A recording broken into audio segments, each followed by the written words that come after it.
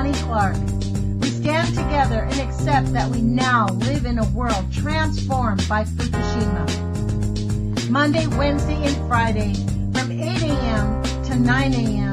Pacific Standard Time here on UCY.TV radio. We relentlessly engage every ear that listens. We expose and confront the complete lack of accountability for the nuclear industry. Consider social engineering programs who view our bodies, minds, and souls as assets on a balance sheet. We discuss vital current issues, interview activists, and engage our audience in an effort to allow all voices to be heard. The Age of Fission radio show creates a venue that all will choose. We encourage our listeners to reclaim their power and their courage to take action and save our planet from the ravages of greed and indifference. Our actions matter. Every voice matters. We remind our listeners that happiness is resistance.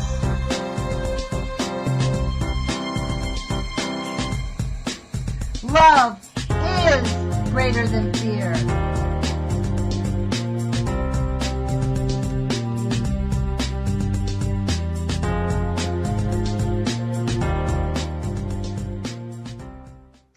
Good morning, UCY.TV radio listeners. Today is Lonnie Clark.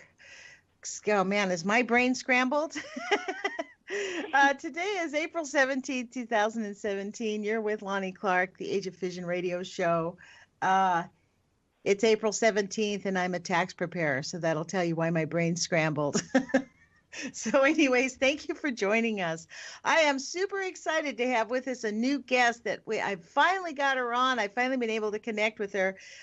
Miss Jana Thrift from Eugene, Oregon. She's the Occupy Eugene videographer who has helped me on several occasions produce fabulous artwork. Besides being a videographer, she's really a true role model on what it means to be an activist and a true human being, a compassionate person. Her take on things often leaves me feeling like I have a lot more to learn. Let me put it to you that way. So welcome, Jana. Thank you for joining us. I truly appreciate you being here. Well, that's a very kind thing for you to say, but I honor and respect everything you do as well, Lonnie, so thank you for having me. Well, look, I asked you to be on here because you are a role model for activists. I mean, and it's not like you've had a life of luxury. You know, we run into activists all the time who have gotten into activism because they don't really have a lot of things to do and they're trying to look for something. But you have more than a full plate. You have lots of kids, you have a husband, you have property you're building up, and yet you still find time to make time in your life for really being there for lots of people in Eugene. So why don't you start by telling us a little bit about your activism and how you got into it, and then we can talk about the things that I wanted to talk to you about. Well, I was raised a kid in Oregon on the coast and with people who were very conscious about what was not going particularly right in the world. There was always a lot of talk in my life from a very young age, you know, about the problems that I think most people recognize. There's some pretty serious problems, and they've been evolving since I was pretty young. I'm about 45 now. And so when I was 17, I got a degree as a paralegal. I thought I would try to become a representative because I felt like my culture, you know, the lower class, poor people culture wasn't very presented. And I got scared off pretty young in life, realizing that our system is pretty broken. And then I kind of came back around after having 6 kids and being incredibly busy going to college again later in life to try to figure out how to support my very large family after my divorce. And so at about that time, I was looking into transportation. I thought, well, if you can't tackle the whole system, maybe you can just make one car run on something besides this polluting, destroy our planet kind of gasoline thing that we have going on. And so I went to school. I have a degree for automotive and diesel technology, and then I got involved with some different things. I went to fairs, learning about how different cars can work and all the great people working on doing something different in that world. And then Occupy came along, and I thought, man, if there's going to be a revolution, I'm going to show up for it. And so I went down to the park and really got involved. You know, it was really the first time I think I really felt like I was part of a real community, even in this town. And I lived here for 12 years before Occupy happened, but in Eugene for 12 years. I lived in Oregon till I was 12, and then I moved to Alaska for almost 20 years, and then I moved back here. And so I just, more than anything, you know, if I care about my family in the here and now, I'm there for them here and now. But if I care about their future, I have to take part of my time to invest that in caring about what happens for the future generations, my kids and everyone else's, you know. Yeah. One of the things that is really amazing about you is you did not go away after Occupy pretty much got killed by Obama. I mean, they basically attacked it and made it go away. But here in Eugene, people were diligent, and it still meets on a monthly basis or a weekly basis, and you guys are still very active. But one, you know, and also you've been engaged with Rick Gold, who we interviewed on this show on KEPW from Eugene Peaceworks, where they got their first FM radio station. You're still actively engaged with that. Oh man, am I actively engaged with that? That is my focus these days.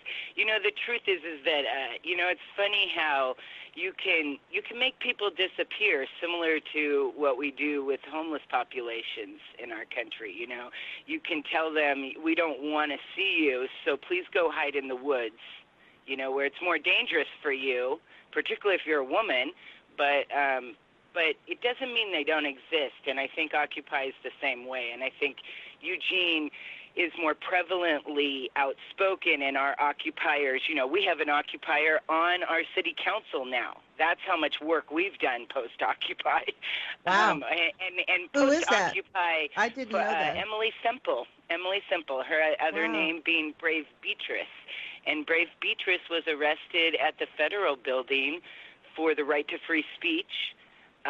When they kicked Occupy off of the federal building, she was the one person who was arrested with the support of the Civil Liberties Defense Center, and won the case with Lauren Reagan from the Defense Center defending her. She won the case that we are supposed to have the right to free speech, and it doesn't end at 11 p.m. It doesn't end when the authorities are tired of looking at you and say, we no longer want you to gather, because we're supposed to have the right to gather. And technically our Constitution still says that, even though we don't live by it much. You know, we're like, here, have a free speech zone. That will work. You know, go someplace in particular and call it free speech, which to me isn't free speech. But, yeah, so, I mean, the idea is that we really have been working hard. We meet once a month. It isn't a super well-attended meeting. Honestly, I think that what we really do is we've networked, we've created relationships, and we work hard in a lot of different directions that don't necessarily have the Occupy banner, but Occupy ignited a lot of people, and I'm one of them, you know. Mm-hmm. And you've stayed ignited. I mean, that's the thing, is like you've dug in. I mean, and I have to say, you're quite a skillful videographer. Like, you've thrown together, I can't thank you enough for saving my conference the way it looked on video. You did the videography for the Public Interest Environmental Law Conference that we had with Mimi Gurman, Donna Gilmore, and Dr. Caldecott. So it's to your credit that it was very chaotic because of the technology the first half hour, and you saved it. It actually worked quite well. Thank you. We were talking, the reason I asked you to be on the show is because I wanted to get a diversity of ideas here, because this show, the title is called The Age of Fission. Now, and you and I've had this conversation. You have houses and kids in Alaska. I'm freaked out about Fukushima, and what I've discovered over the last almost 2 years is it's not just Fukushima. It is everywhere. I mean, like everywhere. I don't believe that there's 1 square inch of the United States that is not probably got toxic SLU all over it. Like if you just look at what the testing they did in the 50s, the spray map of what they did with the 50s, the fallout map. So that being said, you and I were talking about this diversity of tactics, because one of the things that we're both frustrated with, you work with Rick with KEPW. I had Rick on here, and we're trying to coordinate a way to get this show on your show. It's just I haven't had the time to even address it until after tax season is over. But it's about this diversity of tactics. Speak to that, because I'm very frustrated that we can't get water protectors on this show, because our water has tritium in it. Our water has low levels of uranium in it. I mean, it's not just chemical contaminants. It's not the threat from the oil companies. The thing that's in our water, we can't see it, we can't taste it, we can't smell it. But it is just as dangerous as if we're drinking a glass of black water. Yeah, the water issues. Oh, I love, the water is one of those things. I mean, I don't think anybody can say I don't have this connection to the water when how much of our body, like 90% of our body is water. We're all water. Yeah, exactly. And so when I say, I have this connection to the water, I'm sure that I'm one of many, but I have a great love for the water. It's one of those things in my life that I really recognize as the healing element. and it's scary. I mean, if you really think about that, as far as the air that we're breathing and how it's in becoming part of our water, and the effect of nuclear radiation, both from Fukushima and all of the crazy things we've done for testing I mean, if you think about it, they created iodized salt in the 50s to address the fact that they knew they were going to add radiation to our environment, and that they were trying to give us more iodine so that our thyroids were saturated better and not going to soak up the radioactive iodine from the environment as easily, right? I mean, so when they started doing that testing, they recognized that they were going to put this poison in the air, and they actually gave people table salt as part of the medicine to deal with it. Not that it completely works by any means, but it just, for me, it just is an example of how there was knowledge right from the start that this wasn't going to be good for people. How will we address it even before it's happened so much? And now we're really living 50 years post-fact with the ramifications increasing. And it's such an invisible poison that you don't know it. Deniability. There's no accountability. You get cancer, and what do you say? Oh, I think it was Fukushima. It's... No, actually, you don't. You say, it couldn't possibly have been radioactivity. There's a lot of other things I've done to my diet. It's caused by everything else. This is the thing. It's not just the deniability. 50 years, you bring up an excellent point about them ionizing the salt, like giving us stuff to try to offset what they knew they were doing. That's not even discussed anymore, why that action was taken. It's also not discussed what they do with a lot of the radioactive waste, which is crush it up and sell it as, they dilute it with concrete and they sell it. Or they dilute it with dirt and then they sell it. Or they put it in, illegally, they will dump it in public waste like they did in St. Louis. For years, they were allowing where this radioactive waste had been illegally dumped. That used to be a public dump, and people were allowed to come there and shovel it out and put it on their gardens.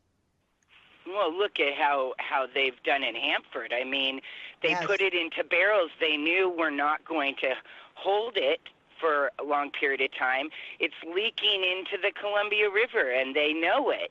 And they're lying about that. They're saying it's not. And they've admitted that they know that there's leakage and that it has made it that far, but it's like they downput. I mean, it's not something you hear on the news regularly.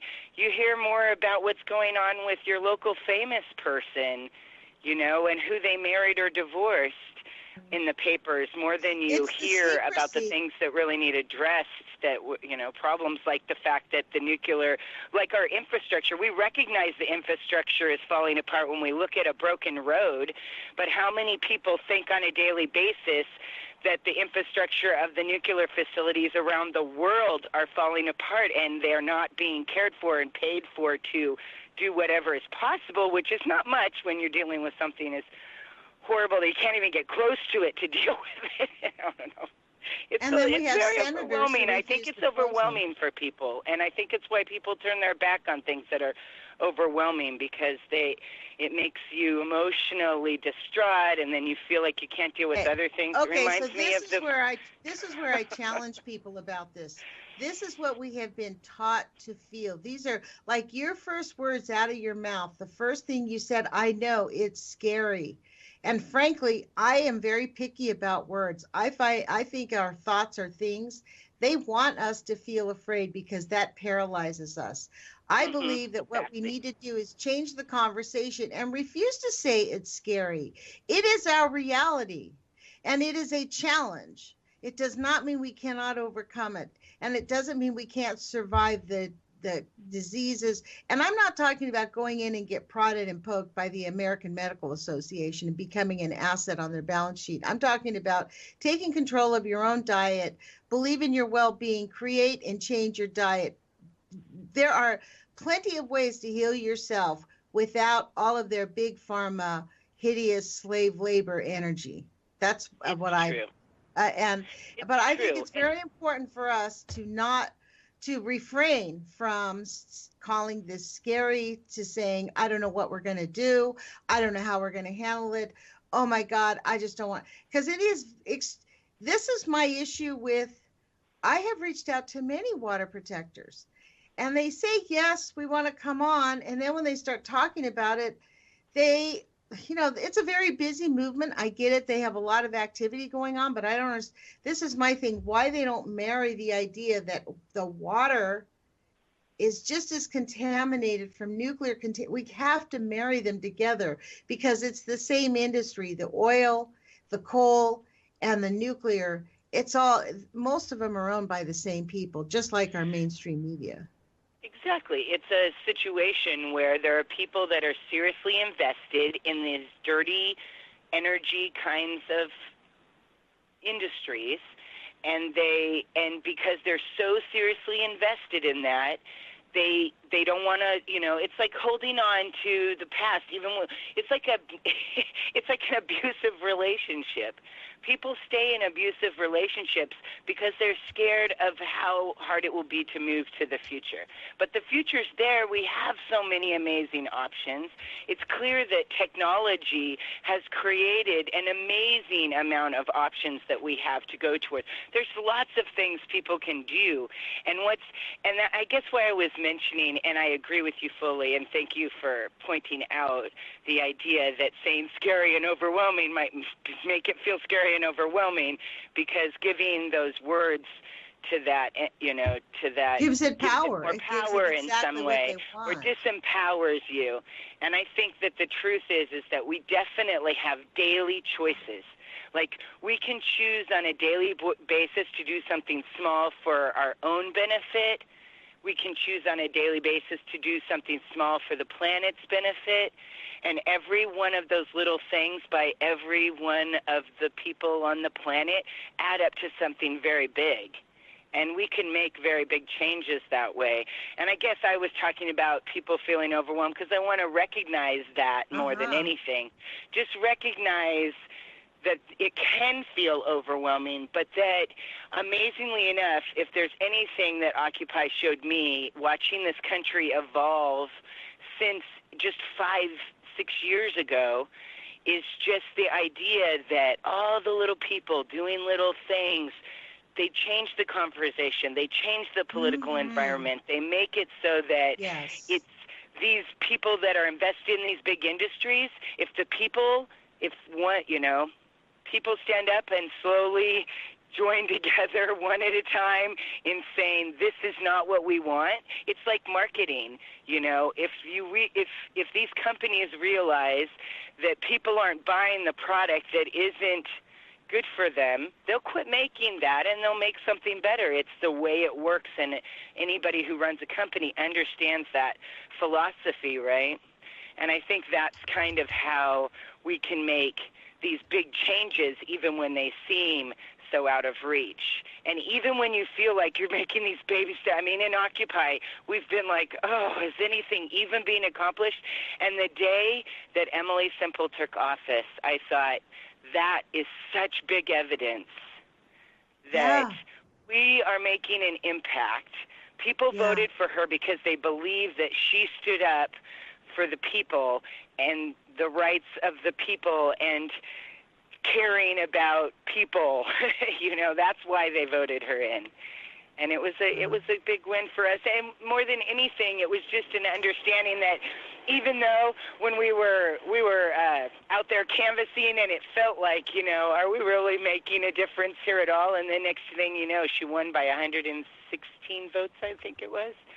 It was like, wow, those houses I went to might have made a difference. It might have been the difference, It is actually. I canvassed here in Eugene for Rob Handy, who was a Democratic commissioner who won the first time that a Democrat had won his area. And so the Democratic Party told me is when I first moved here to Eugene, I was willing to canvass in areas of Eugene that other people thought was scary because I'm from LA. It didn't look at all scary to me.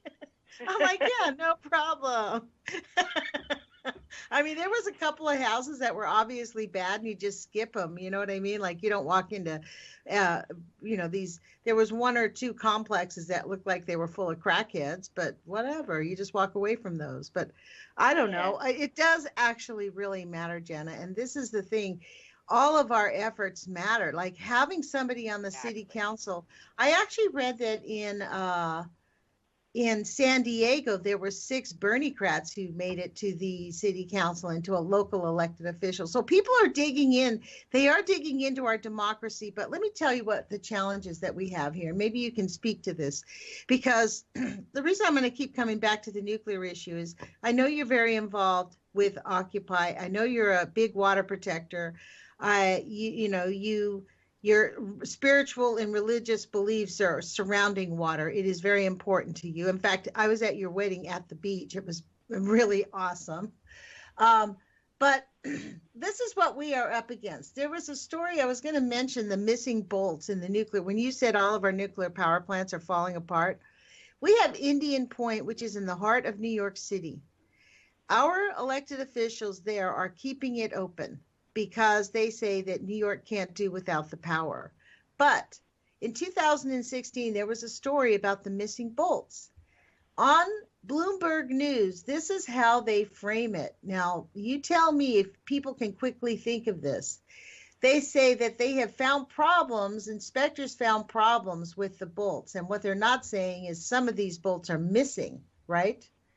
The agency's inspection of more than 2,000 bolts in the reactor's removable insert liner revealed the issue of about 11% and require more analysis. Each bolt holds plate inserts together inside the nuclear reactor.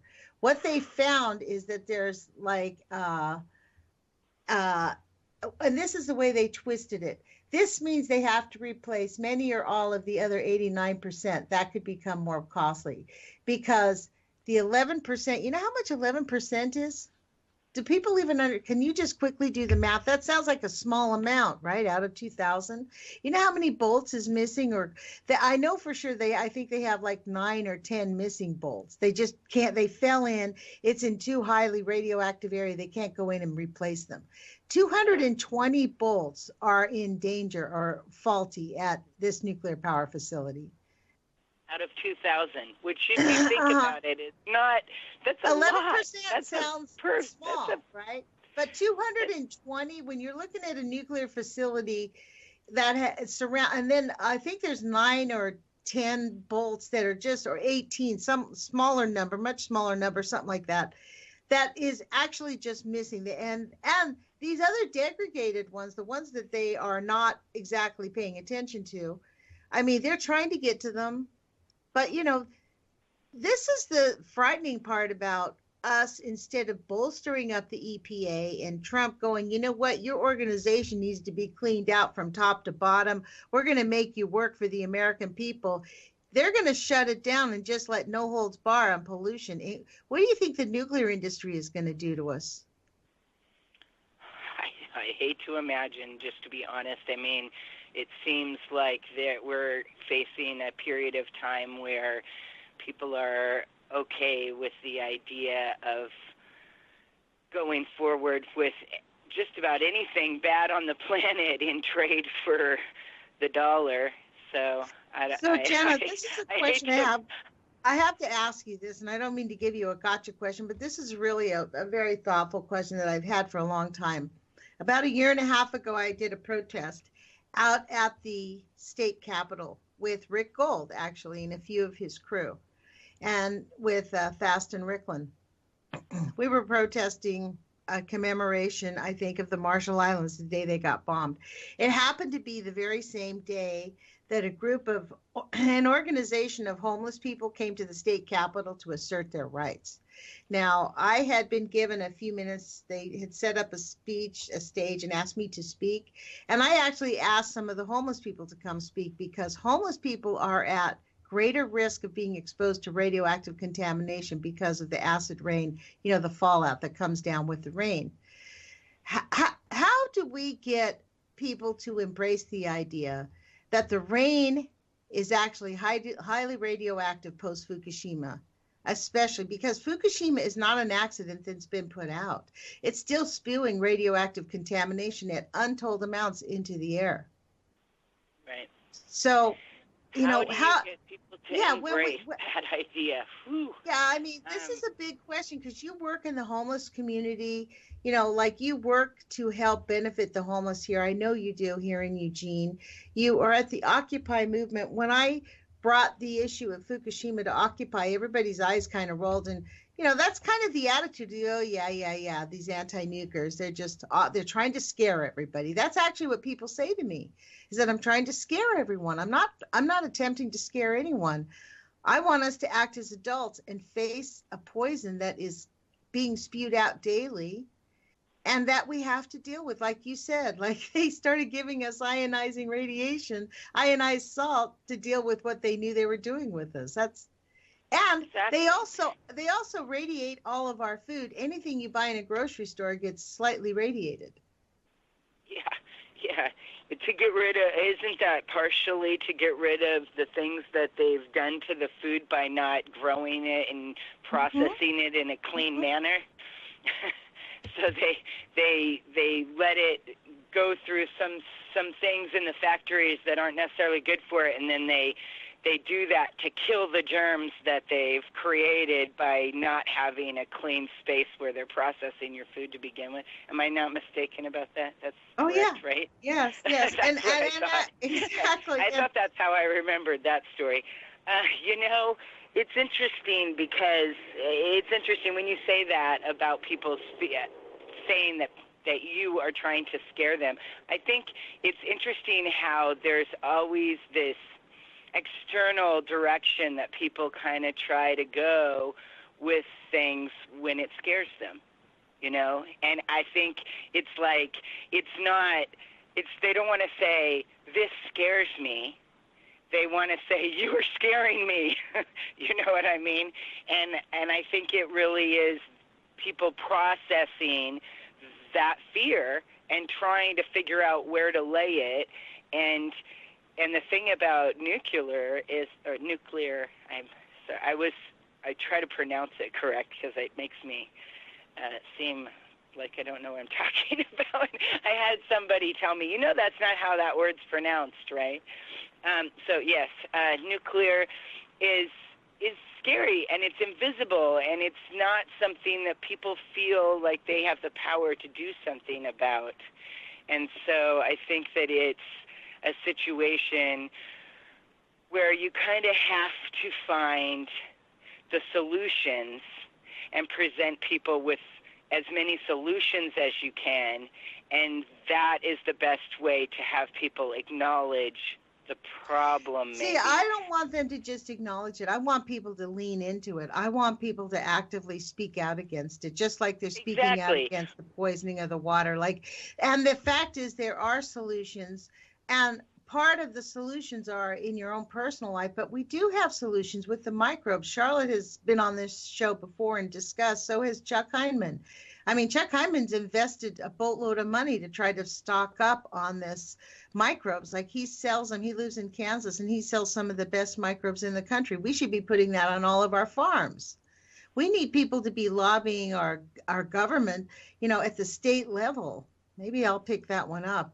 You know what I mean? Like, this is a big issue because we have solutions, and they're just waiting for it to get so catastrophically bad before they begin to address it. And I suggest that it's imperative that we all join together, like the water protectors, the people that are standing up for civil rights, the anti-nuke activists, the anti-coal people, all these, but the issue is like 350.org, well, I don't know about 350, but I can almost guarantee you the National Resource Defense Fund got 10 or 11 million dollars. They refused to give me who gave them that contribution, because they have that right. But shortly after they received either an 11 million or a $10 million contribution, they started working with the legislature in Illinois to keep 2 leaking nuclear power plants open. And they said, that's because we want to close down the coal plants in Illinois. That's more dangerous. I'm like, are you joking? That's actually not true. Well, if you think about the danger between nuclear and coal will hurt your lungs and damage your. Nuclear will take out future generations, make so you can't have babies, poison you dead, and coal does too. But I think it's definitely, if you look at the possibilities. I just want to go back to a couple things. One thing is the idea, when I say that to have people acknowledge it, I think for me that's the first step. People have to acknowledge that this is serious, this is a problem, so that they can reach within themselves and figure out what they can do personally about it. And I think what is happening is people feel like it's invisible, it's not something that affects them immediately. They can't really put a finger on how the crisis affects them today. And we kind of live in a society where people are like scrambling to survive, and the things they deal with are the things they feel like are going to endanger them immediately. And I think it's part of the reason why nuclear is not as recognized. And then that's what needs to happen, this process of people recognizing it for what it is. It's very interesting because I had a conversation with my son who was talking about whether we should go to the beach or not. And I had to really converse with myself. I had to search my soul about how I felt about that, because the ocean is something that I am so connected with, and so it's one of my greatest loves in life. And I seriously made the decision that I would give up part of my life to have that relationship, that it was part of what I enjoy about my existence enough to be willing to die for it. And that is kind of where I'm at. But I was talking to him, and I was telling him about the things you said to me about your concerns, because I have family. And I said, you do realize that Alaska is first in line. You're closer. If dilution is the solution for pollution, you're not as diluted there as we are here, because this is where the tides go. They go from Japan to Alaska and back down to us. by the way, I don't believe dilution is the solution, but I just know that's one of those things that's said as a way to convince people that somehow if you're far enough away from something bad, it won't affect you. But I was telling my son, and he's like, well, we never go to the ocean in Alaska. And I said, but do you remember how the planet works? You know, that water chart as a small child, when you see that what happens is the water from the ocean evaporates into the air, turns into the clouds, rains back down on you.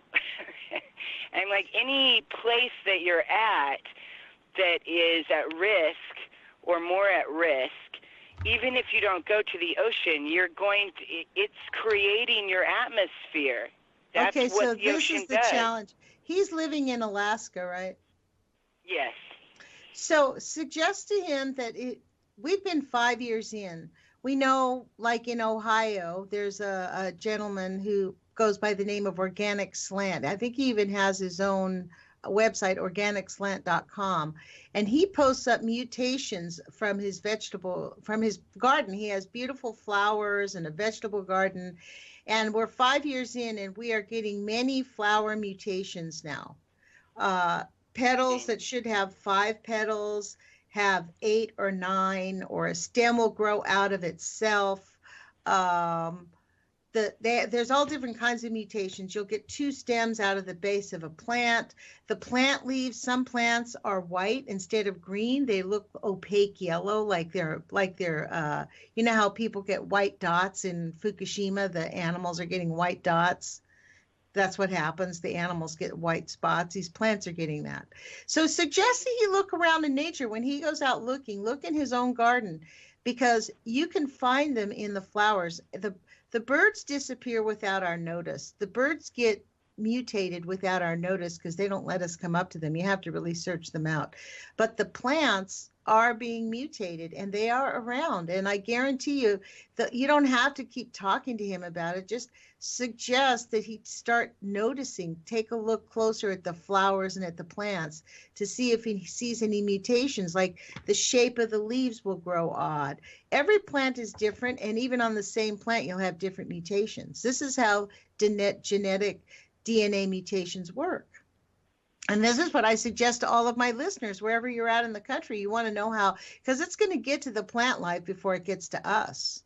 And it's coming. This is the idea, is like, we got to figure out solutions and to protect ourselves from the onslaught of this fission before it gets to us at such a great level. But there are things we can do now. But we can start looking for mutation.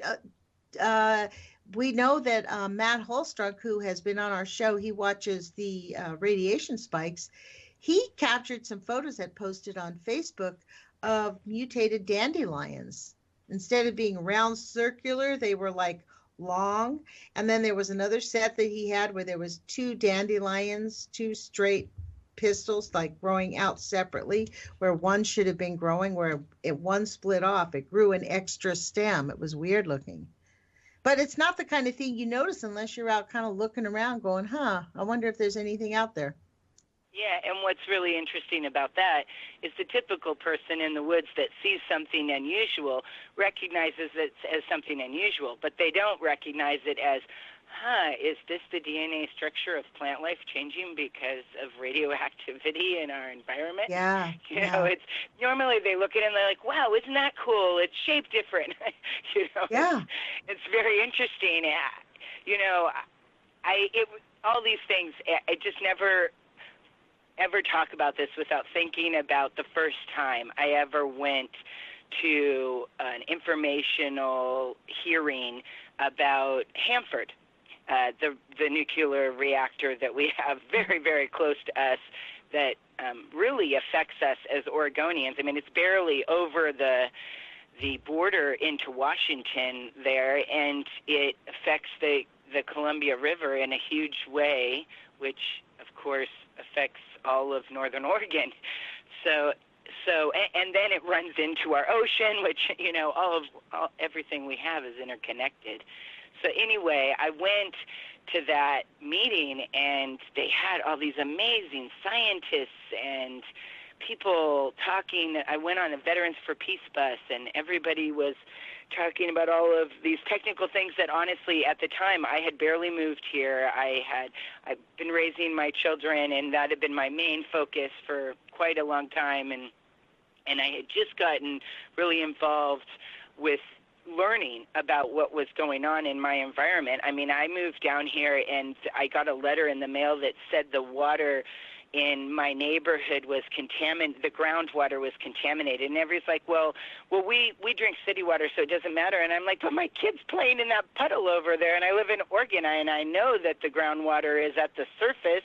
I mean, that's kind of scary. And so that was kind of my first moment of thinking, why isn't the entire neighborhood up in arms? How can we be okay with this? And in Alaska, you hear about pollution, but it's the last frontier. We're 30 years behind the rest of the country. Where they do all their oil exploitation, yes, I meant exploration, but anyway, where they do all their oil exploration, they pay people so much money and they put them way far away. Nobody sees that. So there's nothing in your face. And so when I moved to Oregon, I was like devastated, honestly, about how much was in my face, and realizing pollution isn't a concept. This is something that affects my daily life. When I get a letter that says where I live, the groundwater is contaminated. Anyway, so I was on this bus with Veterans of Peace and listening to these scientists talk about money, really. They're talking about why, because of money, we should do these things that could damage our planet and even our universe for thousands of years. I mean, an unbelievable amount of time to come. And I just listened to everybody, and I ended up going up there, and I said what I always still think, which is, with all of the amazing minds in this room, you know, with all the incredible people here that know so much about all the incredible technology we have at our fingertips in this day and age, can we not come up with a better idea than this? You know, because they're wanting to reopen Hanford to store more waste, when they basically have a crisis on their hand with what they've done trying to deal with figuring out how to care for the waste that they already have there. Yeah, but and then when you talk to people in Washington, they think it's all been taken care of. They're like, oh, we voted for them to clean that up forever ago. And they don't even know that they've been fighting it in court, that they have a constitutional right not to clean up the nuclear waste that is seeping towards and now is actually arrived at the river. It's like, I don't know, but I know that we have the technologies to do something different. It's the process of the people pressuring those that have control of the industries to do the right thing with the technologies that we have, and move away from things that poison us to something that is sustainable and good, or better at least, than choices that would, you break that atom and you can't put it back together. That's just how it is. Well, we are going to need millions of people. I mean, as it is, we have a group of people who support President Trump because, as I have been told by several people in the last 2 weeks, that we live in a capitalistic society, and that what good is clean air and clean water if you don't have money? So yes, they would rather have a dirty system and lots of money because we can figure out how to pay to fix it. And they will enjoy their lives, and they feel bad about the poor people suffering, but their lives will be a lot better off. So they would rather have that.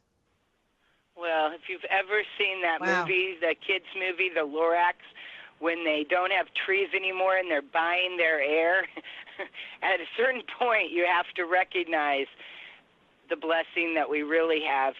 I'll never forget going to Jamaica. I went to Jamaica for my honeymoon, and I had this epiphany moment when I was there, and I seen how poor people were in the cities, and desperate.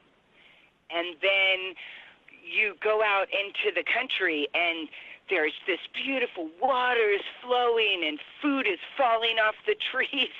And you're thinking to yourself, how did we create a system that people are going hungry when 20 miles from them food is growing on a tree. That it's falling on the Intentionally. ground. That is And how. and it reminded me, and at the time I had just watched read a National Geographic article about some Amazonian Indians that they didn't realize these guys had been migrating around in the Amazon since the 60s. They thought they had actually, made this tribe extinct. And the people on the edge of the Amazon, they're starving. They're depending on tourism, so it's basically a panhandling kind of feeling when you go there. It's the same way in Jamaica, and they convinced people to embrace the society that we've created, and they're all struggling, and they found this tribe that had managed to just migrate around in the Amazon and stay invisible, and they're healthy and vital and still enjoying the gift that we really have been given, which isn't money. It's the ability to find food when they need it, and Well, so this the is honest the truth for issue. me is that you won't be able to eat your money. When it becomes time where you realize that you've destroyed the things that are really gifted to us by this planet, the clean water and the beautiful trees that create the air we breathe, you can't make up for that through this false system of money, where instead of having that gift and knowing that we've been given what we need to survive on any part of the planet we're at. When I was in Jamaica and I seen that, I thought, wow, isn't that something? In Oregon, it's the same way. You can grow your wintertime crops that are basically meant to go in soups that are warm and hot for winter. It's like we've been given the resources to have food. But it's this and whole water. point, though. This is the whole point. You see, we're talking about going back locally. This is one of the things that they fill us with fear. This is why that whole conversation about being scared and fear is about. There's so much fear about going back to a local system. We have been trained to believe that nuclear is not something that's an imminent danger, that it's not really harming us. Don't worry about it. People have over-exaggerated it. That we need a mega system, and that really, in order for the system to thrive, we all need to be willing to put up with a lot of toxicity. That's kind of what we're being told. So, look, Jenna, we have about 10 minutes. I really want to get to this idea about the diversity of tactics, because this is something that doesn't matter what you do. It really matters that you do something. I agree. And I think different people are comfortable with different things. And it's like everybody in general, some people are meant to be teachers and some people are meant to be doctors, and so it's the same way with how to make a difference in your planet and how to do something good. Think about what your passion is and how you can contribute through that passion, and then it becomes something good and passionate and energy that is positive.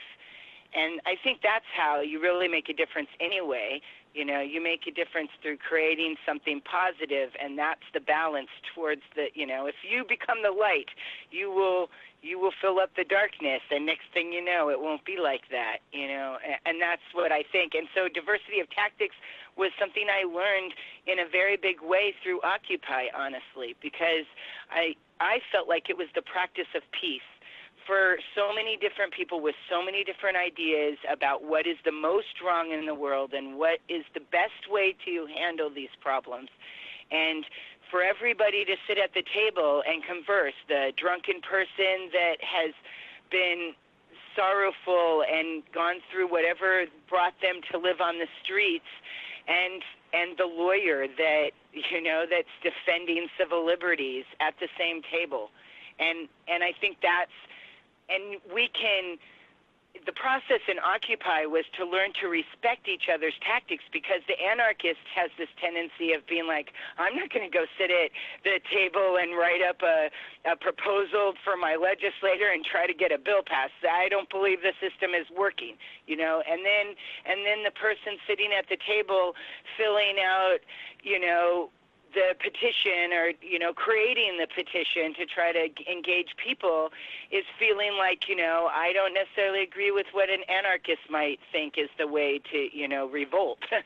So, but what you learn is that, at least what I learned, particularly with the effort to create legal places to sleep for people in our town, because people can't be productive and do something more positive with their lives if they're exhausted and they have no ability to sleep somewhere.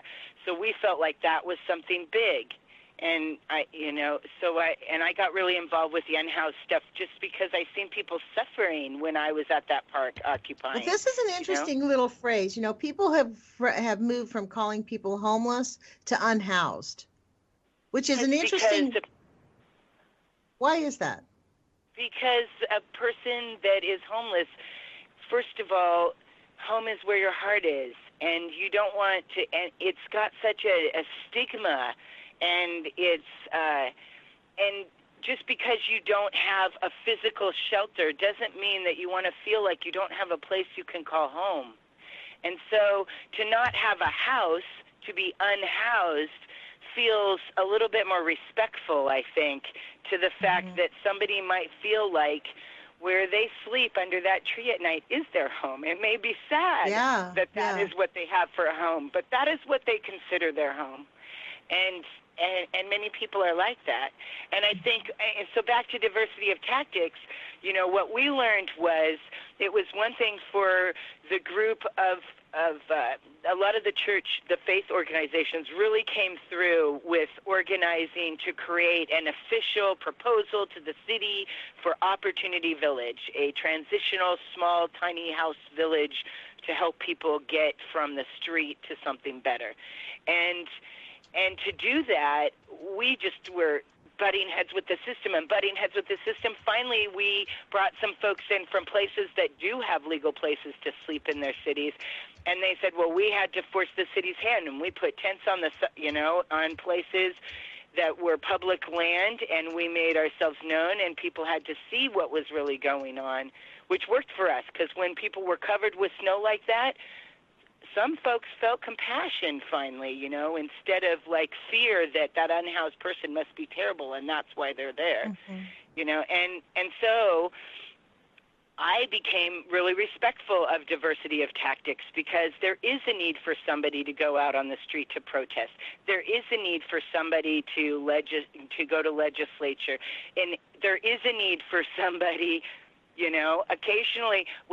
We did a lot of hardcore protesting that included breaking windows and all of those heavy-duty things to get some of the rights that we have today, for women to be able to vote, for black people to be able to not be enslaved.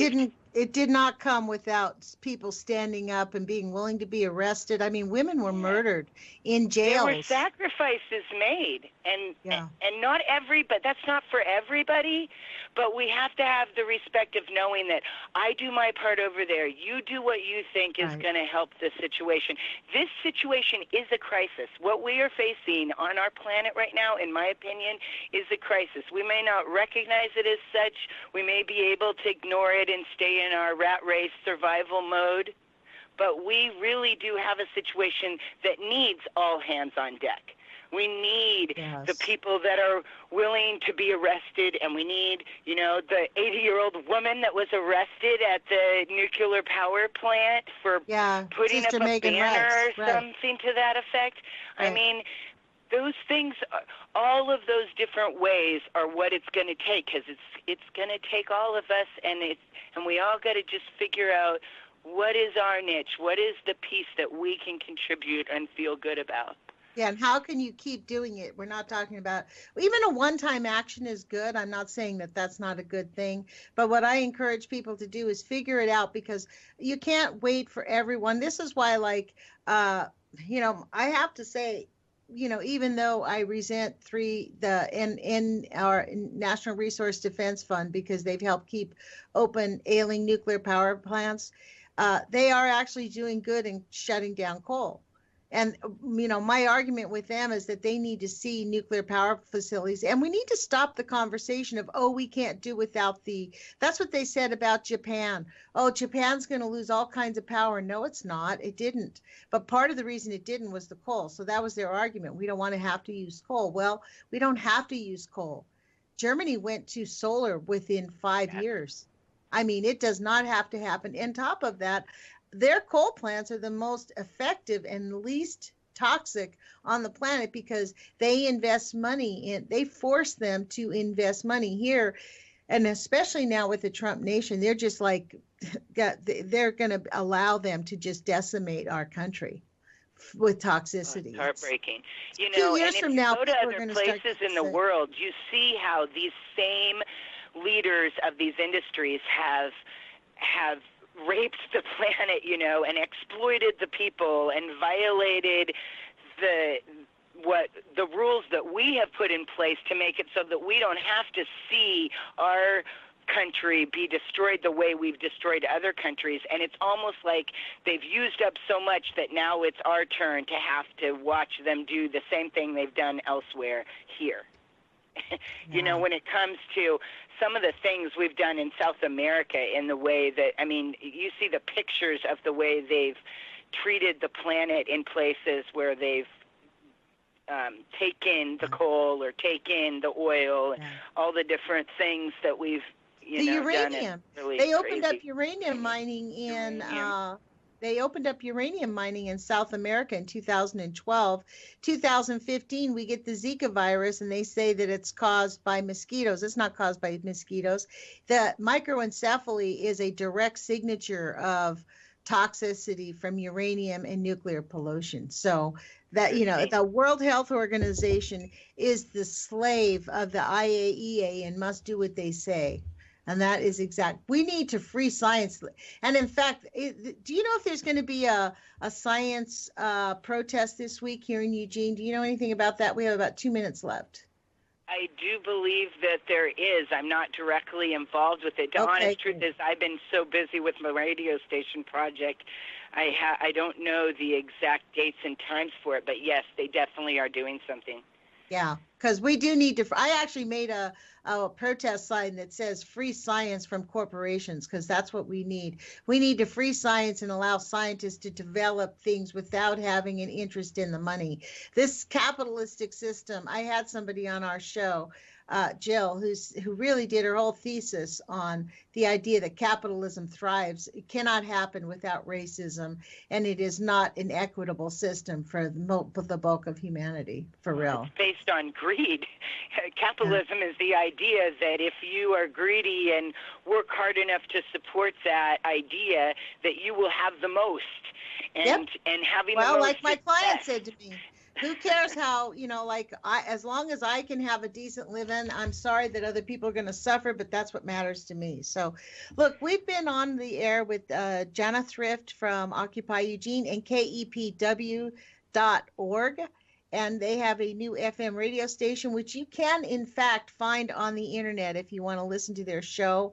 And they're looking for venues and topics to fill their air with if anybody wants to help out. Jana, thanks for joining us. I really appreciate all your activism. Yeah, we're streaming online 24/7, and we're broadcasting Eugene at 97.3 FM. Thank you. Well, you guys, put your courage feet on, take action, find your niche. Please help us save our planet. We can do it. Talk to you guys tomorrow.